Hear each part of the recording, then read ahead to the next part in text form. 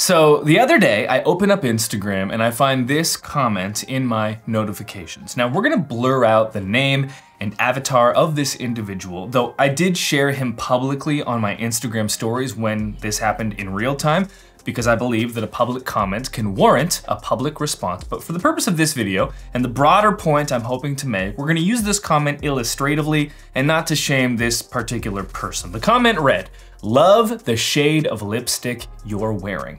And the comment was made on an Instagram reel of mine. And hey, let's be frank, you know, my lips do look pretty juicy in this video.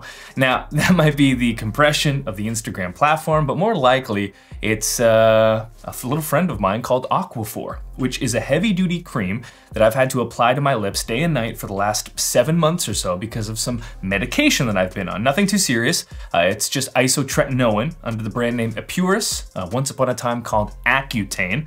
I'm on a planned 8-month treatment for acne. This is my second go around on this drug. The first time was about 10 years ago. I've been very pleased with how the treatment has gone, as I'm just a few weeks away from the conclusion of this cycle, but one of the intended effects of the drug is that it drastically dries out your skin, meaning I've got a tube of that best friend of mine, Aquaphor, in my car, in my office drawer, my bedside table, basically anywhere I spend any amount of time, because I need it all the time to prevent my lips from chapping into oblivion. Now, how could you know any of this? You wouldn't. But you probably also wouldn't be the type of person to comment negatively on a person's appearance online that you don't know, because that's kind of a weird thing to do. So I wrote back to this guy, a big man, commenting on another person's appearance online, and then I gave the context for the meds. A couple more important pieces of context here. This man is a pastor, and in his avatar that we have blurred out, he's holding a Bible.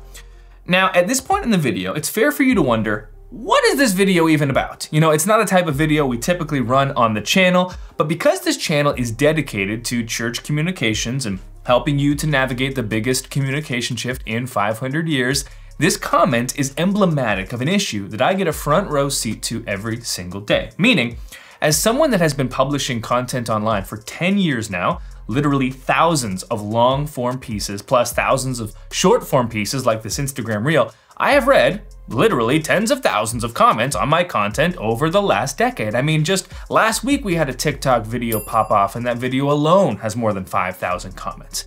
And in these past 10 years, I have had negative comments made about my appearance on many, many occasions. Now at this point, I need to stress something to you. I am largely unaffected by these comments. You publish online, you're eventually gonna get comments like these. And if you care at all what a stranger says about how you look on the internet, your emotional state is probably gonna be in pretty rough shape. And I get it. I think that may be hard to process, hard to understand for some folks, because if you don't publish the volume of content to strangers like I do, you won't be used to seeing your notifications filled up with comments from people you largely don't know, sometimes of which are unkind. The best way to describe it is you just get used to it. And you don't know those people, so their opinion doesn't matter, and it's really that simple. Of course, that begs the question, so why am I making this video at all? The reason for this video is that when you see comments like this over the years, you start to pick up on the trends. And sadly, this comment from a man, from a pastor, is the norm. In fact, I cannot recall a single negative comment about my appearance that's ever been received from a woman online. It's always the guys. And so when this comment came in the other day, I was like, you know what? I got time today. So let's talk about this broader issue. So here's how that went. I'll narrate the Instagram stories that I published in response. It started like this. I posted the comment, my response, uncensored, with the caption. In my experience, it's often the insecure dudes that feel compelled to insult another man's appearance. Bonus points when you're holding a Bible. Now, let's be clear. I get comments like this all the time. It's part of being online. I'm not troubled by another man's thoughts on my lips, but this kind of performative masculinity is rampant in the church, and it's just pathetic. Men in leadership, don't be sleazy online or in person. It's unbecoming. If you're gonna do it, don't hold a Bible in your avatar. Did I need to post this story today? Nah, but make a public comment, get a public response. Now, there's a lot more to this story. We'll get to that in a moment, but I want to address the people who might be thinking right now, like, why am I making such a big deal about this? I responded to the original comment. I made a whole Instagram story series about it. I've now made a YouTube video about it. What's the big deal about this small comment?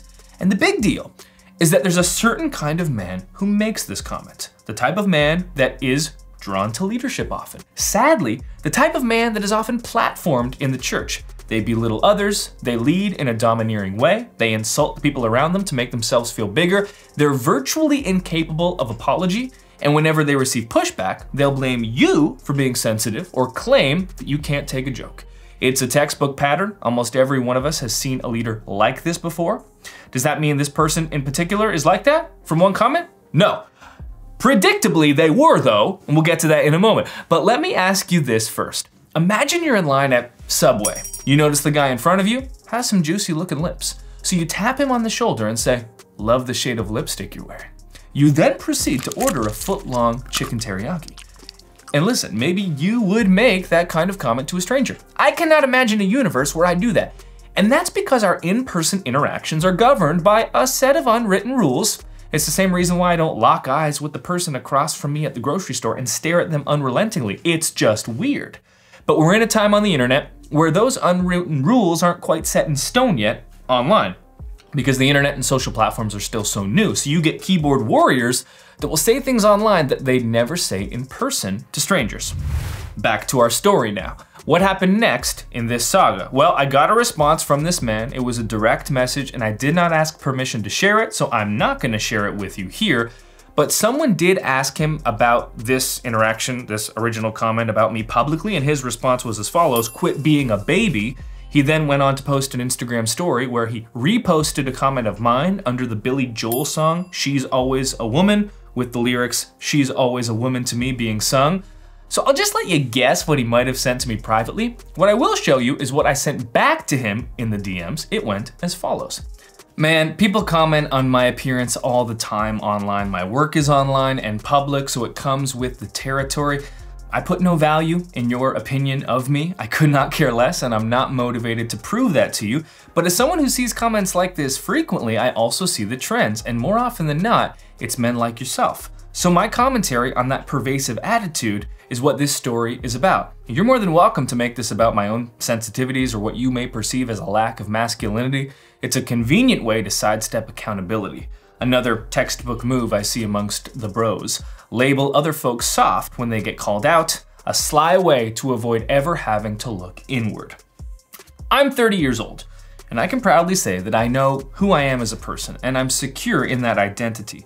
But one of the reasons I get aggravated when I see men like this in leadership in churches is because when I was a teenager, I served under a leader like this. And at that time, 16, 17, 18 years old, I was not secure in who I was. In fact, I was tremendously insecure.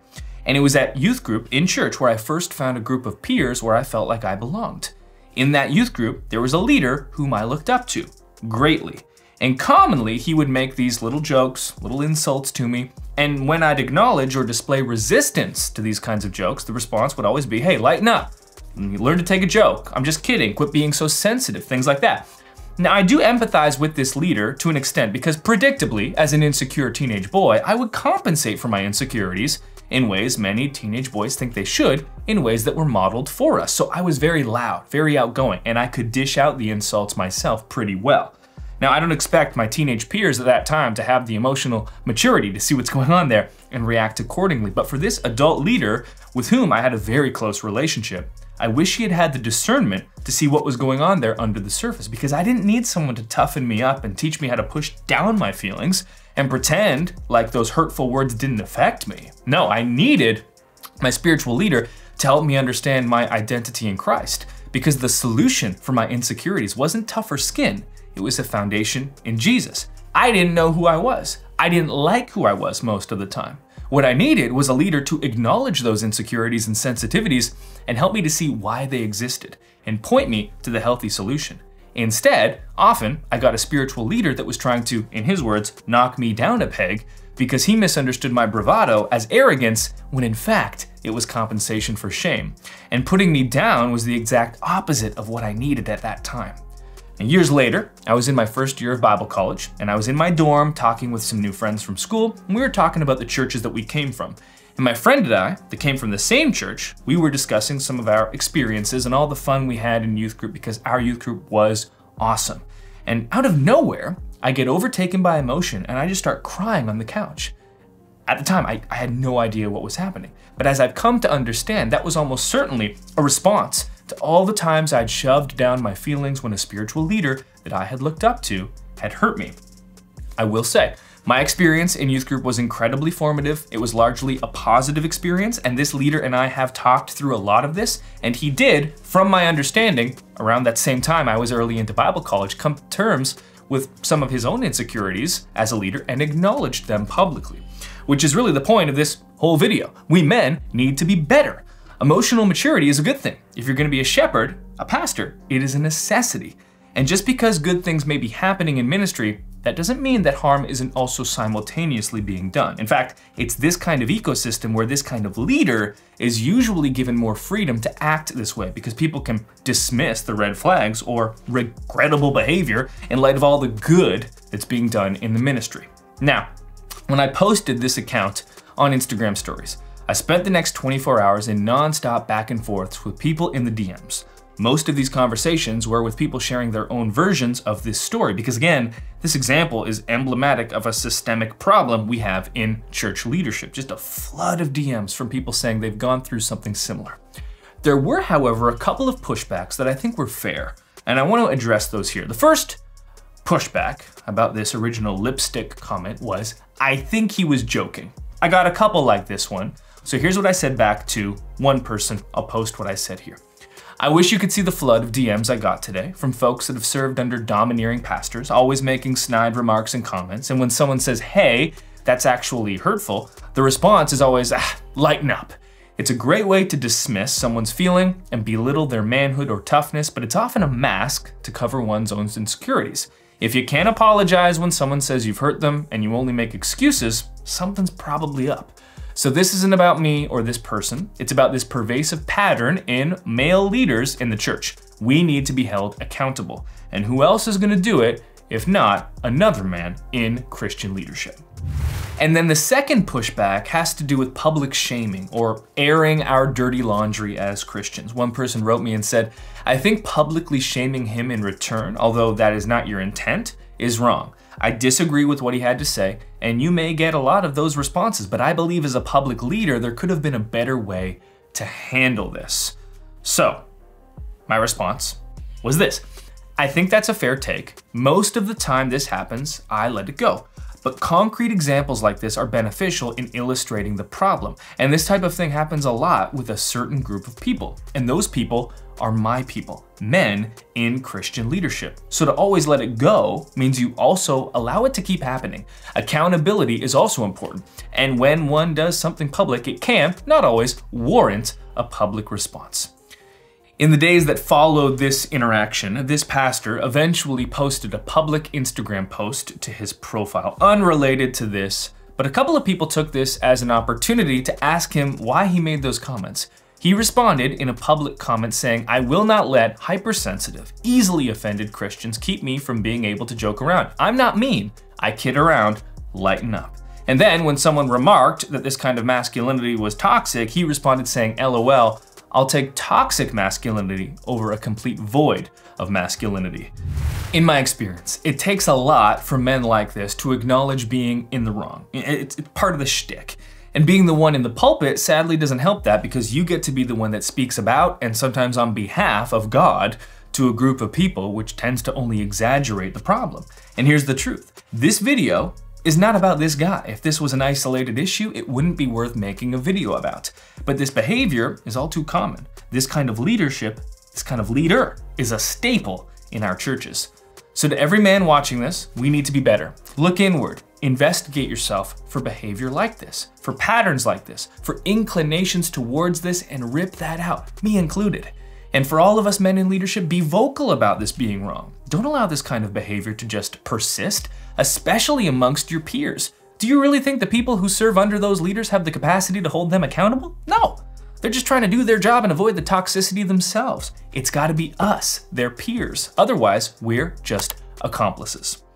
That'll do it for this video. Thanks as always for your time, attention, and trust, and we'll talk soon.